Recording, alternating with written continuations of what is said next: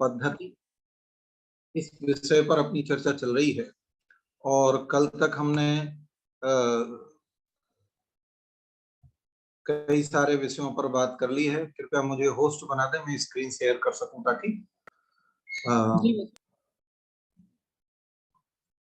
तो कल अपनी विषय इस बात चली थी चर्चा कि जिनागम के अर्थ करने की जो पद्धतियां हैं वो दो प्रकार की हैं, दो विधियां उसमें मुख्य रूप से हैं। पहली विधि तो है जो कि वह है निश्चय और व्यवहार रूप वर्णन है जिनवाणी में। ठीक है, जिनवाणी में निश्चय और व्यवहार रूप वर्णन है। अब निश्चय और व्यवहार रूप वर्णन के अलावा एक दूसरी विधि और है जिनवाणी में, और उस विधि का नाम है कि वो है चार अनुयोगों की पद्धति। वो चार अनुयोगों की पद्धति से भी जिनवाणी में वर्णन किया गया है। तो अपने पास में समझ लो जिनवाणी में दो स्टाइल हमको प्राप्त हो गई। एक स्टाइल तो हो गई नयों की स्टाइल, है ना, जिसको अपन कहते हैं निश्चय व्यवहार रूप वर्णन। तो मैंने निश्चय व्यवहार रूप वर्णन का अर्थ ये समझना, मुख्य रूप से तो निश्चय व्यवहार रूप वर्णन है, क्योंकि कंफ्यूजन यही होता है। बाकी द्रव्यार्थिक, पर्यार्थिक, निगम आदि 7 नए और 47 नए, संख्यात, असंख्यात, अनंत प्रकार के नए, कुल मिलाकर के हम ये कह सकते हैं कि स्यादवाद शैली नए शैली में वर्णन है। और दूसरा है अनुयोगों की चार पद्धतियों में विभाजित करके, अर्थात प्रथमानुयोग, कर्णानुयोग, चरणानुयोग और द्रव्यानुयोग, इन पद्धति में विभक्त करके लिखा गया। और हर अनुयोग की पद्धति अपनी अलग अलग है। और जब इन पद्धतियों को समझ लेंगे हम, तो हमको ये समझ में आ जाएगा कि इसी तरीके से इसमें कथन होता है। और जब हमको ये विधि समझ में आ गई तो सबसे महत्वपूर्ण चीज क्या होगी कि हमारे लिए आसान हो जाएगा इस बात को समझना कि कौन सी बात कहाँ किस अपेक्षा से कही जा रही है। देखो, मैं आपको एक बहुत छोटा सा उदाहरण देकर के बताता हूँ, फिर उसके बाद में आप सब लोग इस प्रोसेस से आगे बढ़ेंगे। और आज अपन निश्चय व्यवहार की परिभाषा पढ़ेंगे। किताब में पढ़ने की बजाय मैं बिंदु बताऊंगा आपको, पॉइंट, और उन पॉइंटों का एक्सप्लेनेशन करते हुए निश्चय व्यवहार का स्वरूप आज हम समझने की कोशिश करेंगे। ये आज हमारा समझ लो कक्षा का मूल विषय रहेगा। सबसे पहले शुरुआत करते हैं। हिंदी साहित्य में एक प्रयोग आता है कुणाल, जिसको हम बोलते हैं पद परिचय। पद परिचय मतलब किसी एक वाक्य को दे दिया जाता है और उसकी विभिन्न प्रकार से, विभिन्न तरीके से पद परिचय किया जाता है। अखिल जी, अब जैसे मैं एक सेंटेंस बोलूंगा, सिंपल सेंटेंस, लेकिन उस सेंटेंस के चार अर्थ निकल सकते हैं, अलग अलग अर्थ निकल सकते हैं।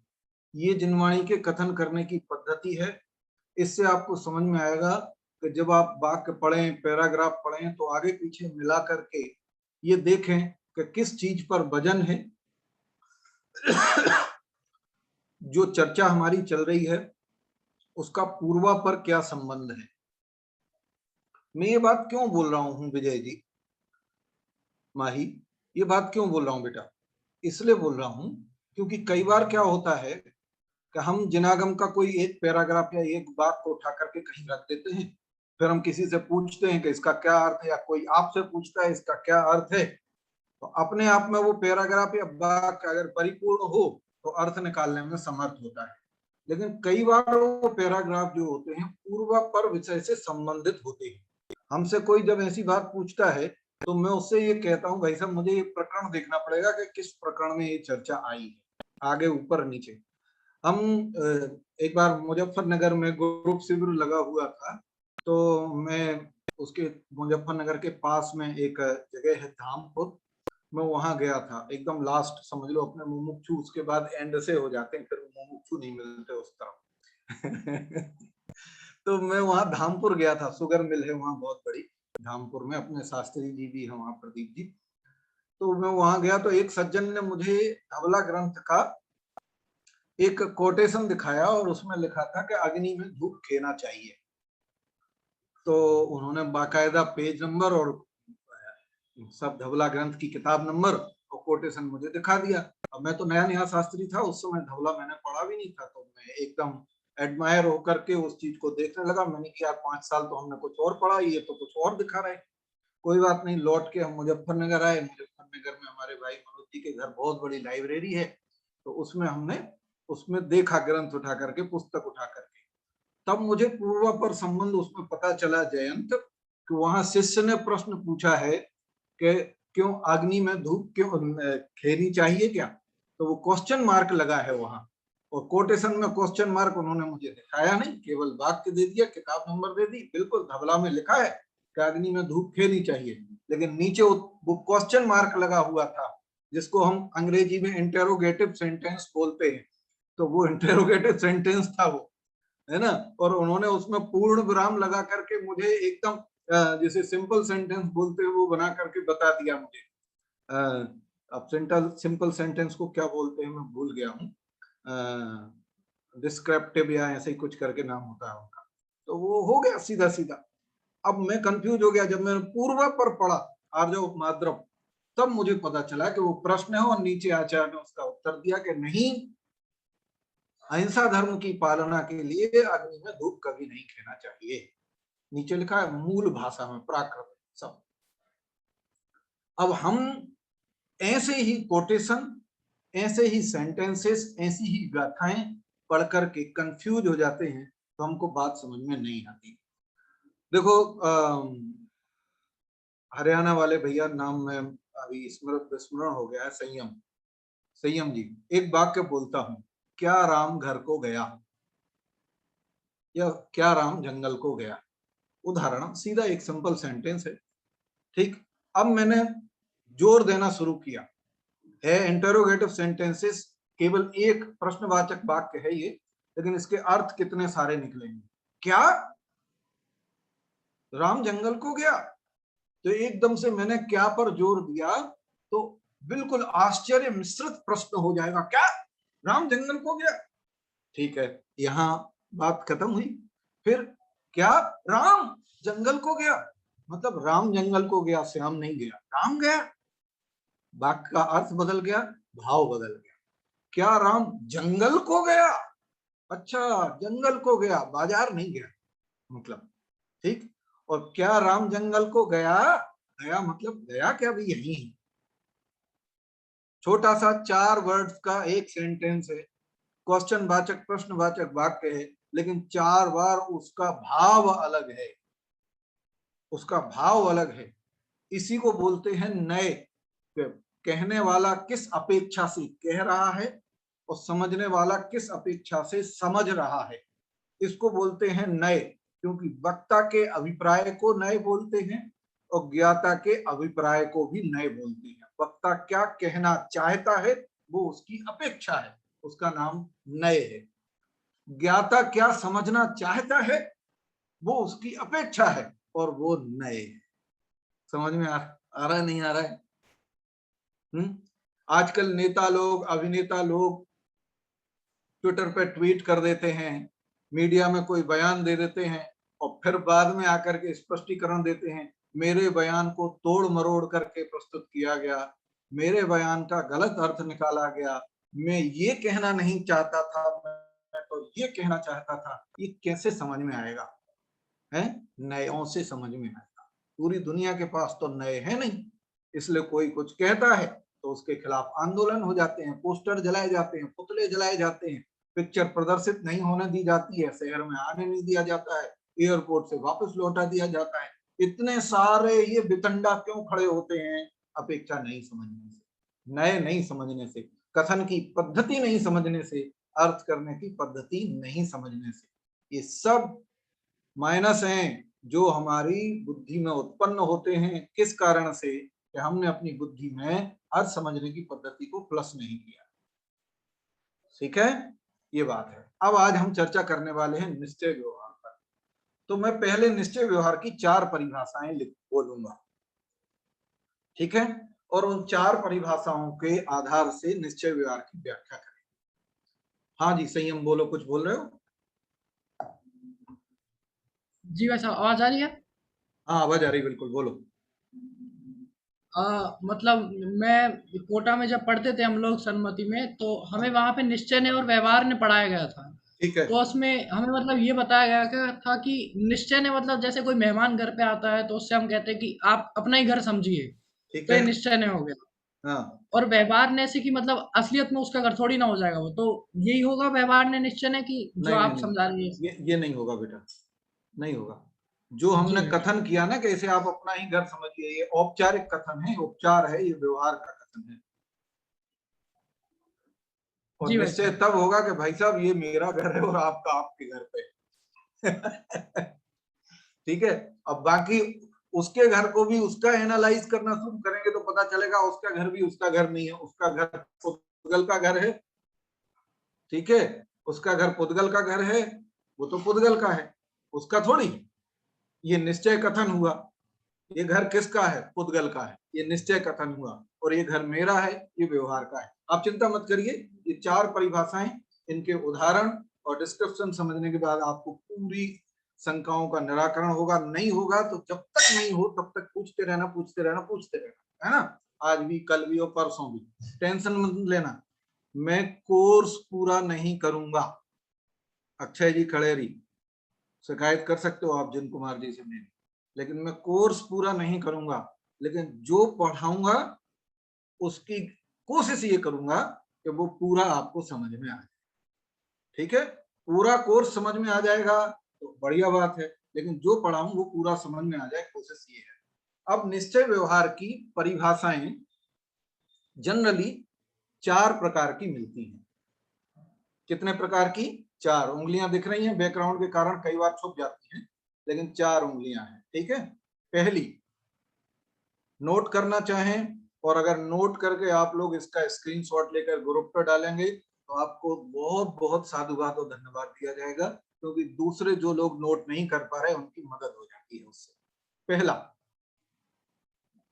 दो द्रव्यों की एकता और अनेकता के आधार पर निश्चय व्यवहार की परिभाषा की जाती है।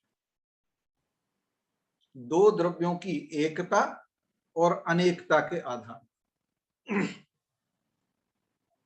ठीक, एक द्रव्य में भेद और अभेद के आधार पर निश्चय व्यवहार की परिभाषा की जाती है। दूसरी, एक द्रव्य में भेद और अभेद के आधार पर निश्चय व्यवहार की परिभाषा की जाती है। दूसरी अपेक्षा हो गई।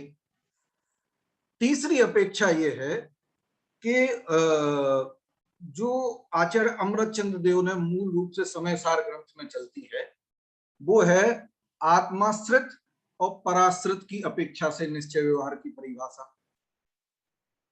आत्माश्रित और पराश्रित की अपेक्षा। अभी इनका खुलासा करूंगा, ये पॉइंट हैं, हेडिंग्स हैं, इनकी चर्चा फिर अपन आगे करेंगे। और फिर उसी समय सार ग्रंथ में आचार्य कुंद कुंद के अनुसार भूतार्थ सो निश्चय और अभूतार्थ सो व्यवहार, इस भूतार्थ और अभूतार्थता के आधार पर निश्चय व्यवहार की परिभाषा की जाती है। ये चार बिंदु हैं, और जो चौथा बिंदु है उस चौथे बिंदु के चार बिंदु और हैं। चौथे बिंदु के चार बिंदु और हैं। तो ऐसे मिला करके अपने पास में लगभग 7 पॉइंट या 7 बिंदुओं के आधार से हम चर्चा करेंगे। सबसे पहले बात करते हैं जो पहला बिंदु था। पहला बिंदु क्या था? आकाश जैन कोटा, अनम्यूट कर सकते हैं आप अपने आप को, ये फैसिलिटी दे दीजिए, आस्क टू अनम्यूट ऑल, मतलब उसमें सेटिंग्स में से चेंज कर दीजिए ताकि कोई भी अपने आप को अनम्यूट कर सके। आकाश। दो द्रव्यों की एकता व अनेकता। हेलो। हाँ, दो द्रव्यों की एकता और अनेकता के आधार पर। किसके आधार पर? दो द्रव्यों की एकता और अनेकता के आधार पर। अब ये कहां से चालू होगा? तो आपको इसको समय सार की 27वीं गाथा में जाना पड़ेगा। समय सार जी ग्रंथ की 27वीं गाथा के आधार पर आप देखेंगे तो आपको पता लगेगा, तो वहां कहा है जो देह और जीव को एक कहता है उसे व्यवहार नय कहते हैं, और जो देह और जीव को भिन्न भिन्न कहता है उसे निश्चय नय कहते। बहुत फेमस उदाहरण है, बहुत बार आपने सुना होगा कि व्यवहारणो भासति, कि व्यवहार नय से भाषित होते हैं, कहे जाते हैं, बताए जाते हैं। जीवो देवो या हवधि खलु एक को, कि जीव और देह दोनों एक हैं। लेकिन परमार्थ से कथन किया जाए तो निश्चय नहीं की अपेक्षा से तो वो कहते हैं कि अणादु निश्चय नयस्य जीवो देहो या कदावि एक कट्ठो, कि निश्चय नय से तो कभी देह और जीव दोनों एक हो ही नहीं सकते। कितना सरल है। अब यहाँ क्या कहा कि जीव और देह इन दोनों के संयोग को देख करके, संयोग को देख करके मतलब तोडरमल जी ने मोक्ष मार्ग प्रकाशक में असमान जाति पर्याय कहा है। कौन सी अवस्था कहा बेटा? असमान जाति पर्याय। और इस असमान जाति पर्याय में हमने देह और जीव को एक देखा तो दो द्रव्यों की एकता स्थापित कर दी। दो द्रव्य कौन कौन से हैं बेटा? शरीर कौन सा द्रव्य है? पुद्गल द्रव्य। और आत्मा कौन सा द्रव्य है? जीव द्रव्य। तो दो द्रव्यों की एकता कर दी और उसको जीव कह दिया। तो देह और जीव को एक कहना, ठीक है, इनके प्रयोजन अलग अलग हैं। क्यों कहा गया उसके लिए आपको जब आप सेकंड ईयर में आओगे, नए चक्र पढ़ोगे तो आपको समझ में आएगा। थोड़ा बहुत मैं बाद में अभी समझा भी दूंगा। लेकिन एक विधि ये है कि देह और जीव को एक कहना, ये दो द्रव्यों की एकता है। और दो द्रव्य अलग अलग हैं, जीव भिन्न है और पुद्गल भिन्न है, इस तरीके से इनको कहना ये निश्चय कार्य है। मतलब जीव का स्वभाव अलग है, पुद्गल का स्वभाव अलग है, उनके स्वभाव के आधार पर उनको भिन्नता करना ये निश्चय नय का कथन है। तो इससे अपन को समझ में आ गया, जो दो के एक करता है, जो दो के एक करता है वो तो है व्यवहार नय, और जो दो के दो कहता है वो है निश्चय नय। ख्याल में आ गया? सरल भाषा में समझा दिया। दो को एक कहना व्यवहार नय और दो को दो कहना निश्चय। नेक्स्ट पॉइंट, ये वाला एक परिभाषा क्लियर हुई? किसी को डाउट है इसमें? नहीं। अगली परिभाषा क्या थी भाई? आर्जव माद्रव दूसरा पॉइंट सुनाइए। एक द्रव्य में भेद और अभेद की आधार। वेरी गुड, बहुत अच्छा। अब एक द्रव्य में भेद और अभेद की अपेक्षा से कथन। तो एक द्रव्य में भेद किस अपेक्षा से डाले जा सकते हैं? तो गुणों की अपेक्षा से। प्रत्येक द्रव्य में अनंत गुण होते हैं, ठीक है। अब उन अनंत गुणों की भेद की अपेक्षा करते हैं। तो कैसे करते हैं? तो समय सार की 7वीं गाथा इसके लिए फेमस है। मैं आगम प्रमाण इसलिए बोलता जा रहा हूं बेटा कि इससे आपका जो अध्ययन होगा वो एकदम प्रामाणिक और ऑथेंटिक नजर आएगा आपको। तो उससे आपको ख्याल में रहेगा कौन सी बात कहां से आई है, इसका उदाहरण कहां मिलता है। तो समय सार जी ग्रंथ की 7वीं गाथा में ये लिखा हुआ है कि व्यवहारेण वदिष्यति राणिश्च चरित्र दंसणम राणम रविराणम न चरित्रम रदंसणम जानगो शुद्धो। ये गाथा है। ऊपर की लाइन व्यवहार नय के लिए है, नीचे की लाइन निश्चय नय के लिए। एक ही द्रव्य में उसके गुणों के भेद के आधार पर भेद स्थापित करना ये व्यवहार नय है, और गुणों के अभेद को आधार बना करके उसे अभेद कहना वो निश्चय नय है। सरल भाषा में फिर से बोलता हूं, सरल भाषा से, एक द्रव्य में भेद करना सो व्यवहार नय, और एक द्रव्य का अभेद कथन करना सो निश्चय नय है। सिंपल इज दैट कि आत्मा है उसको ज्ञान वाला, दर्शन वाला, चारित्र वाला कहना ये भेद हो गए, ये भेद हो गए। और उसी आत्मा को अभेद अखंड ऐसा कहना, आत्मा तो आत्मा है, अनंत गुणों का एक पिंड, अनंत शक्तियों का एक पुंज। तो वो उस एक पर अभेद पर जोर है इसमें, तो वो हो गया निश्चय नय। कितना सरल हो गया समझना। उदाहरण के लिए अब इसको आपकी चालू भाषा में कहें तो जो एक को अनेक कहता है, एक को अनेक कहता है, जैसे ये एक उंगली दिखाई दे रही मेरी, तो अब इसमें अनेक, एक ज्ञान, एक दर्शन, एक चारित्र, 3 अंगुल दिखाई दे रहे हैं इसमें। यद्यपि ये तीनों अंगुल हैं अभेद एक अंगुली, लेकिन इसमें भेद करके बोल देना, एक ज्ञान वाला आत्मा, दर्शन वाला आत्मा, चारित्र वाला आत्मा। तो एक को अनेक कहता है वो व्यवहार नय, और जो एक को एक कहता है वो निश्चय है। पुरानी परिभाषा क्या थी? जो दो को एक कहता है वो व्यवहार नय, और जो दो को दो कहता है वो निश्चय नहीं।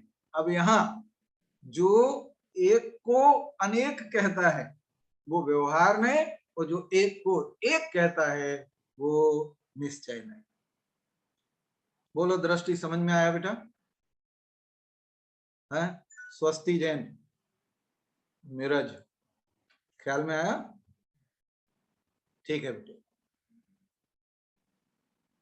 आगे बढ़े। अब तीसरी परिभाषा के आधार पर बात करते हैं, ठीक है?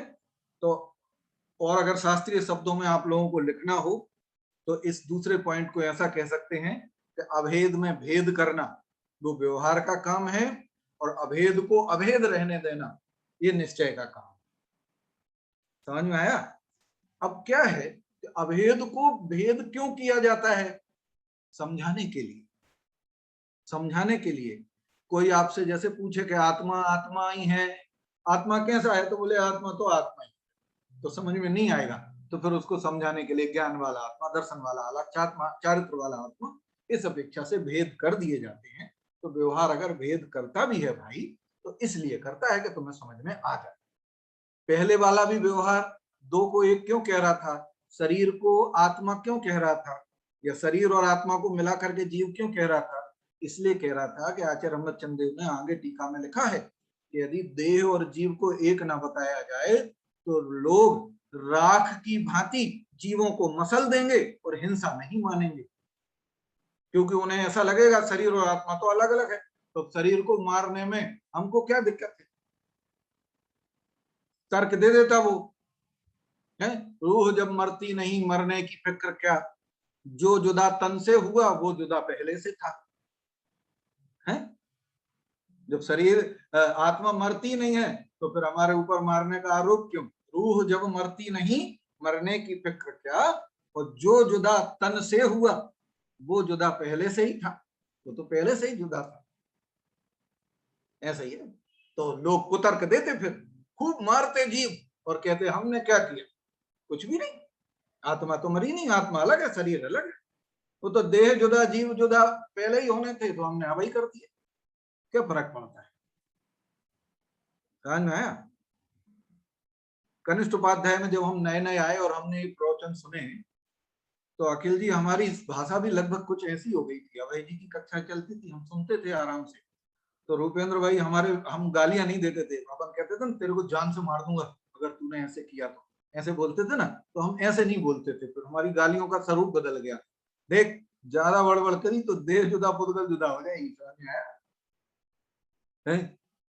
या फिर एक झापड़ मार दूंगा ऐसा नहीं बोलते थे, ज्यादा गड़बड़ करी तो तेरे पाप का उदय आ जाएगा। समझ में? तेरे पाप का उदय आ जाएगा, मतलब मेरी कसाय होगी वो अलग विषय है, लेकिन तुम्हारे पाप का उदय आ जाएगा। ये सब नए प्रयोग हैं भाई साहब। ये क्या है? ये सब चीजें हम अपनी सुबह से लेकर के रात तक सोने तक लाइफ में इतने नए प्रयोग करते हैं, इतनी अपेक्षाओं का प्रयोग करते हैं कि हमारे जीवन में निश्चय व्यवहार नयों की शैली ठूस ठूस करके भरी हुई है, बस हम उनके नाम नहीं जानते कि ये नए है, हम अपेक्षा नहीं पहचानते कि इस तरीके से ये बात कह रहे हैं। इसलिए नए से नए चक्कर से नयों के प्रयोगों से घबराना नहीं चाहिए, बहुत ही ज्यादा सरल विषय होता है। ठीक है? बस दादा ने एक बात जो कही वो मुझे बहुत अच्छी जमती है। आचार्य अहमदचंद्र का कोटेशन लेकर के उन्होंने प्रशासित उपाय से कहा, तो भाई साहब अगर नया सीखना है तो योग गुरु के निकट जाकर के नए सीखना। क्यों? ये दुधारी तलवार है, सीधी चलेगी तो मिथ्यात्व को काटेगी, और उल्टी चलेगी तो मिथ्या दृष्टि हो जाओगी। समझ में आया? फिर वो दुर्नय हो जाएंगे, ऐसा समझना बहुत जरूरी है। खैर आगे चलते हैं हम इसी पे। तीसरा बिंदु, तीसरी परिभाषा मैंने क्या क्या लिखाई थी? तीसरी कौन सी अपेक्षा है? कुणाल साहब बोलिए। भूतार्थ और अभूतार्थ। हाँ बेटा, भूतार्थ की अपेक्षा नहीं बेटा, तीसरा पॉइंट था आत्माश्रित सो निश्चय और पराश्रित सो व्यवहार, ये अपेक्षा थी तीसरी। आत्माश्रित सो निश्चय, पराश्रित सो व्यवहार, इसका क्या अर्थ है बेटा? कि किसी भी वस्तु का, कोई भी वस्तु हो, उसके स्वभाव की अपेक्षा से वर्णन करना, स्वरूप की अपेक्षा से वर्णन करना, वो निश्चय नय है। और किसी भी वस्तु का दूसरे की अपेक्षा से वर्णन करना, दूसरे के स्वरूप की अपेक्षा से वर्णन करना, ये पराश्रित कथन है। इसके लिए शास्त्रों का बहुत फेमस उदाहरण है, जो कि नियमसार जी ग्रंथ का क्रमबद्ध पर्याय में कोटेशन आता है, उसको मैं सुना देता हूं, क्योंकि ये आगे भी आपके काम में आएगा और व्यवहारिक प्रयोगों में भी बहुत काम में आएगा। वहां लिखा कि केवली भगवान निश्चय से अपनी आत्मा को जानते हैं और व्यवहार से लोकालोक को जानते हैं।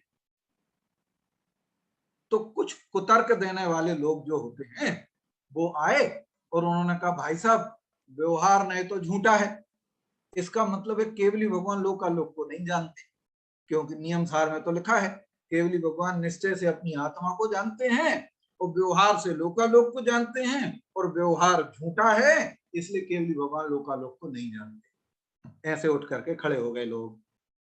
तो फिर वहां आई ये वाली परिभाषा, सुनो भाई, सुनो ध्यान से, सुनो सुनो सुनो, लिखो मत, सुनो। किसी भी व्यक्ति या वस्तु का नाम निश्चय और व्यवहार नहीं होता। दोबारा बोलता हूं, किसी भी व्यक्ति या वस्तु का नाम निश्चय व्यवहार नहीं होता। नए दो जगह होते हैं और दो जगह नहीं होते। किसी को पता हो तो जल्दी बता दो, नहीं तो फिर मैं बता ही दूंगा। दो जगह होते हैं और दो जगह नहीं होते। शाश्वत अनन्या बोलो बेटा। नए ज्ञान में और कथन में होते हैं और वस्तु और क्रिया में नहीं होते। वेरी गुड, बहुत अच्छा। दो जगह होते हैं, ज्ञाता के अभिप्राय में और ज्ञाता के वक्ता के वचन में मतलब ज्ञान और वचन में नए होते हैं हमेशा, और दो जगह नहीं होंगे नए, ना कोई क्रिया में होंगे और ना ही किसी वस्तु में। आप ये नहीं कह सकते कि मैं निश्चय से भोजन कर रहा हूं और व्यवहार से भोजन कर रहा हूं, नहीं। भोजन कर रहे हो, फिर भोजन का वर्णन दो तरीके से होगा, भोजन को जाना दो तरीके से जाएगा। तो ना तो ये निश्चय से लड्डू है कि व्यवहार से लड्डू है, नहीं। लड्डू में निश्चय नहीं, व्यवहार नहीं। तुम निश्चय से लड्डू को किसका कहते हो, बेसन का कहते हो कि कुणाल का कहते हो, ये अलग है। ठीक है, होता कि नहीं होता? अपने घर में चटनी बनती कि नहीं बनती? बोलो, कभी कभी पापा की चटनी बनती कि नहीं बनती? माही बनती कि नहीं बनती पापा की चटनी? अरे घर में बैठे हो तो मम्मी तुरंत बोलती बेटा पापा भोजन करने आने वाले हैं, जरा पापा की चटनी बना दो। तो तुम फटाक से एक आम निकालते हो, उसको सुधारते हो और उसकी चटनी बना देते हो। तो वो तो कह रहे थे पापा की चटनी तुमने बना दी, आम की चटनी। ठीक है कि नहीं? तो वो चटनी है, उस चटनी का निरूपण कथन दो तरह से है। पापा के लक्ष्य से बनाई गई इसलिए उसका नाम रख दिया गया पापा की चटनी, व्यवहार में। और आम की चटनी है, ये निश्चय है। उसी चटनी का दो तरीके से कथन। तो वस्तु में नए नहीं होते, क्रिया में नए नहीं होते, ज्ञान में नए होते हैं, वचन में नए होते हैं। हम बात कर रहे थे आत्माश्रित कथन और पराश्रित कथन की। तो जो हमने देखा कि ये केवल ज्ञान का निरूपण किया गया, तो सुनो, केवल ज्ञान में नए नहीं होते, नए होते हैं श्रुत ज्ञान में। हमारे हम छद्मस्त जीव है ना, तो हमारे शुद्ध ज्ञान में नए होते हैं, केवल ज्ञान में तो नए होते ही नहीं। लेकिन हमने केवल ज्ञान का निरूपण दो तरीके से किया, या हमने केवल ज्ञान को दो तरीके से समझा। हमने तो केवल ज्ञान को दो तरीके से समझाया। कैसे? कि जब उसको स्वा की अपेक्षा से कथन किया केवल ज्ञान का, कि केवल ज्ञान स्वा को जानता है, तो ये केवल ज्ञान का स्वाश्रित कथन हुआ। और जब उस केवल ज्ञान का लोकालोक की अपेक्षा से वर्णन हुआ कि केवल ज्ञान किसे कहते हैं, तो जो लोकालोक को जानता है वो केवल ज्ञान है, तो ये पराश्रित कथन हो गया। तो उसी केवल ज्ञान का स्वाश्रित कथन और उसी केवल ज्ञान का पराश्रित कथन। जैसे आपने कितने छोटे कनिष्ठ उपाध्याय में ये प्रयोग पढ़ लिया होगा, सकल गेय गायक तदपि निजानंद रसलीन, सो जिनेन्द्र जयवंत नित अरिरज रहस विहीन। बोलो, एक पंक्ति में आपको निश्चय व्यवहार दोनों प्रयोग मिल गए। सकल गे गायक तदपि निजानंद रसलीन, दोनों नयों का कथन हो गया। निश्चय से अपनी आत्मा को जानते हैं, क्यों? क्योंकि ये आत्माश्रित कथन है। केवल ज्ञान मात्र ज्ञान ज्ञान ज्ञान ज्ञान ज्ञान ज्ञान ज्ञान ज्ञान ज्ञान जहां रहता है वो केवल ज्ञान किसका? स्वा स्वा स्वा, लीन तो स्वा में ही है। अब ज्ञान बाहर में झलक रहा है किसी में, तो झलक नहीं, उसको जानने जाते नहीं हैं, उस तरफ उन्मुक्त नहीं होते। इसके लिए पंचाशत निकाय संग्रह में और परमार्थ प्रकाश में ये प्रयोग लिखे गए कि भाई पर द्रव्यों में तन्मय होकर के नहीं जानते और स्व को तन्मय होकर के जानते हैं, इसलिए स्व को तन्मय होकर के जानना, इसलिए निश्चय का कथन, और पर में तन्मय नहीं होते, मात्र झलकते हैं, इसलिए व्यवहारिक है कि लोकालोक को जानते, लेकिन उसमें तन्मय ही नहीं होते। तो स्वाश्रितोषु निश्चया पराश्रितोषु व्यवहारा, किसी भी वस्तु का स्व की अपेक्षा से कथन करना तो स्वाश्रित कथन, पर की अपेक्षा से कथन करना ये पराश्रित कथन। पापा की चटनी पराश्रित कथन, आम की चटनी स्वाश्रित कथन। ठीक है, समझ में आ गया? ऐसे प्रयोग आपको जनागम में मिलेंगे। अब चौथा पॉइंट है, चौथा पॉइंट कौन था निहारिका?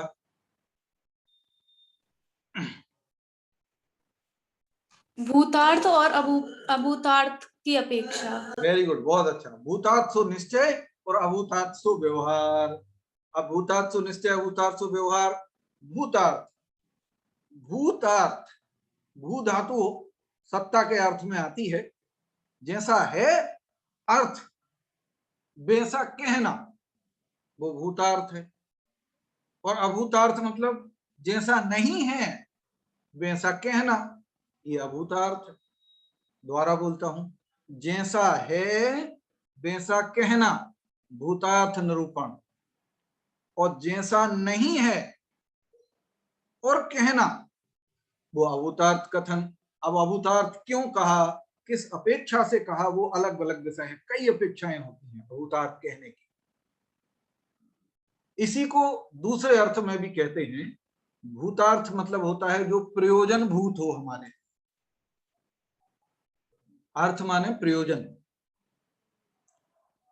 संस्कृत में आप लोग बोलते होंगे किमर्थम आगच्छति, किस लिए आए हो, किस प्रयोजन से आए हो। किमर्थम आगच्छति, किस प्रयोजन से आए हो, अर्थ माने प्रयोजन। भूतार्थ जो प्रयोजन भूत है वो निश्चय। क्यों है प्रयोजन भूत निश्चय? क्योंकि उसके आश्रय से ही शुद्धता उत्पन्न होती है। और जो अप्रयोजन भूत है वो व्यवहार, हमारे जीवन का लक्ष्य व्यवहार नहीं है, इसलिए अप्रयोजन भूत है। इसी को और दूसरे तरीके से कहते हैं सत्यार्थ सो निश्चय, असत्यार्थ सो व्यवहार।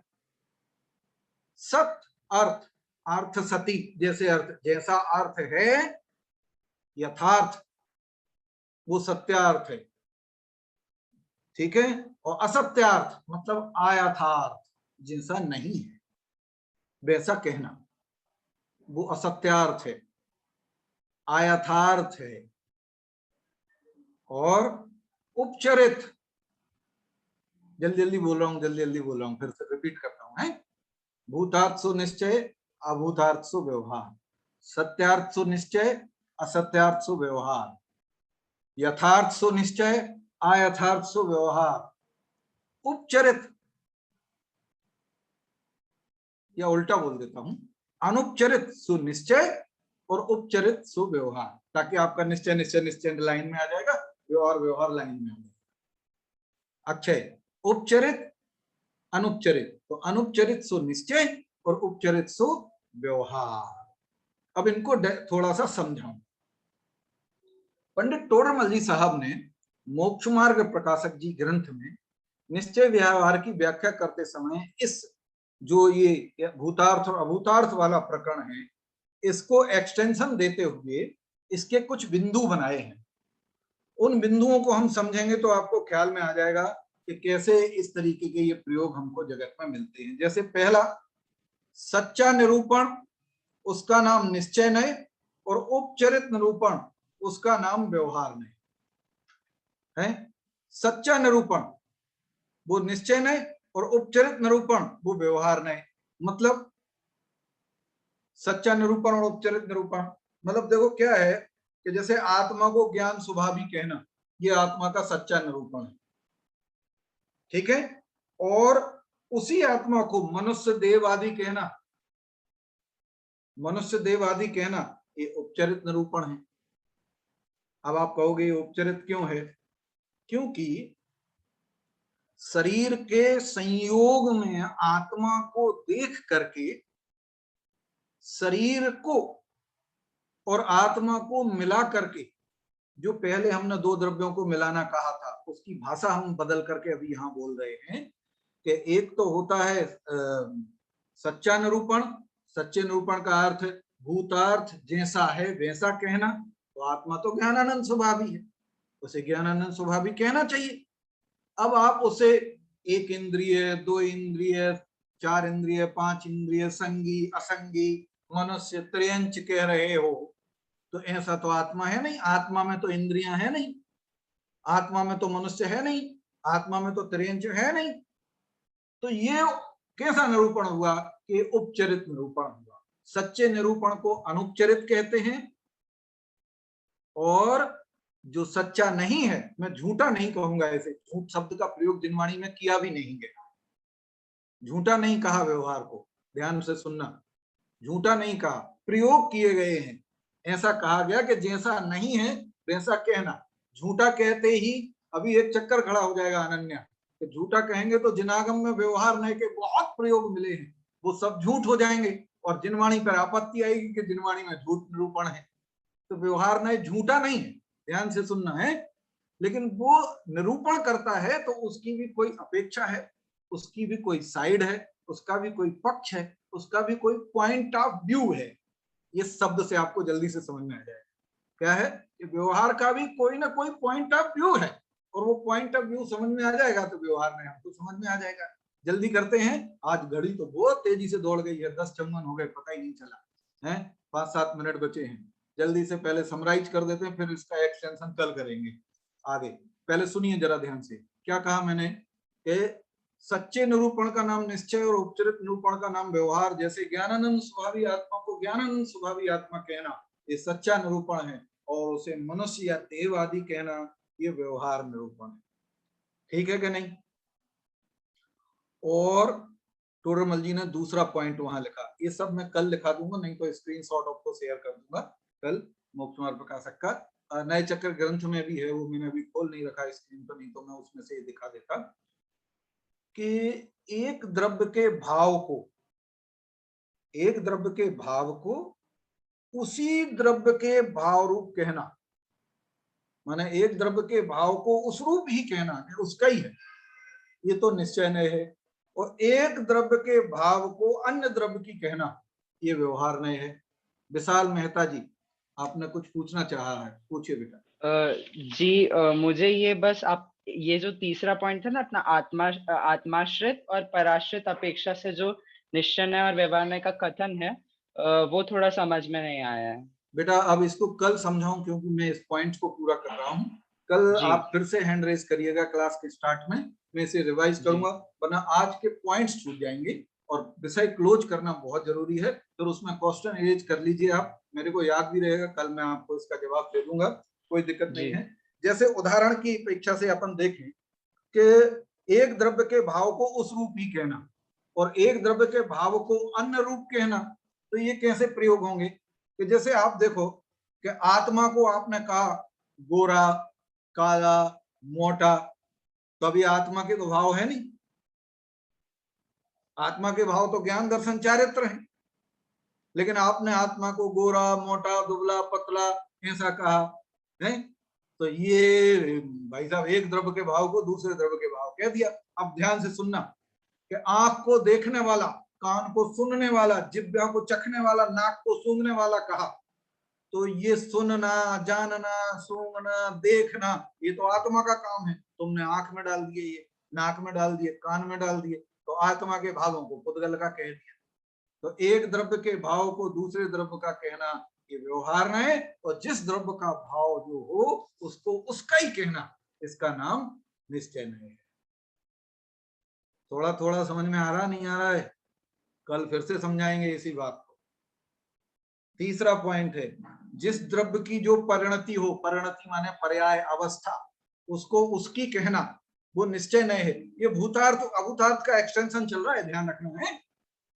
तो जिस द्रव्य की जो परिणति हो उसको उसकी कहना ये निश्चय नहीं, और अन्य द्रव्य की परिणति को अन्य द्रव्य की कहना, अन्य द्रव्य की परिणति को अन्य द्रव्य की कहना, ये व्यवहार नय है। ठीक है, मतलब ज्ञान की क्रिया हुई तो ज्ञान की क्रिया आंख से हुई है। मेरी आंखें बहुत तेज हैं, अरे ज्ञान आंखें तेज नहीं है, क्षयोपम तेज है। क्षयोपम आत्मा की परिणति है तो आंख की कह रहा है, समझ में आया। और ऐसा ही भाई साहब मेरी डाइट बहुत जोरदार है, आप चिंता मत करो, हाजमा बहुत अच्छा है, मैं सब पचा जाऊंगा, टेंशन मत लो, अब तो परोस दो। ये तो शरीर की है और तू अपनी मेरी मान रहा है, आत्मा की कह रहा है, ये तो शरीर की परिणति है। तो ऐसे शरीर की परिणति को आत्मा की कहना, आत्मा की परिणति को शरीर की कहना, ये गड़बड़ है। और जिसकी जो परिणति हो उसको वही कहना, वो निश्चय है। चौथा और लास्ट, व्यवहार में स्वद्रव्य परद्रव्य, इसके भी ABC 3 पॉइंट हैं। व्यवहार में स्वद्रव्य परद्रव्य, उनके भावों और कारण कार्य आदि 3 चीजें, स्वद्रव्य परद्रव्य, उनके भाव और कारण कार्य आदि को किसी को किसी में मिला करके कथन करता है, किसी को किसी में भी मिला देता है। और निश्चय ने स्वद्रव्य परद्रव्य को नहीं मिलाता, उनके भावों को नहीं मिलाता, उनमें कारण कार्य आदि घटित नहीं करता, ये उसके ही कथन है। समझ में आया। तो इस तरीके से आपने ये प्रयोग अभी देखे हैं निश्चय व्यवहार के। क्योंकि समय अपना पूरा हो रहा है इसलिए अभी इसको मैं ज्यादा लंबाता नहीं हूं, लेकिन फिर भी मैं 1 मिनट किसी विद्यार्थी को दे रहा हूं जो हैंड रेज करके आज के सारे पॉइंट्स धड़ाधड़ पढ़ सके, केवल आज की कक्षा के मुख्य बिंदु। कौन करेगा सारे बिंदु जितने उसने लिखे हों, जरूरी नहीं मैंने जितने बताए हैं वो सब बताना जरूरी है, जो आपने लिखे हों। चलो बोलो मोक्षार्थी प्रिंस जैन, बोलिए।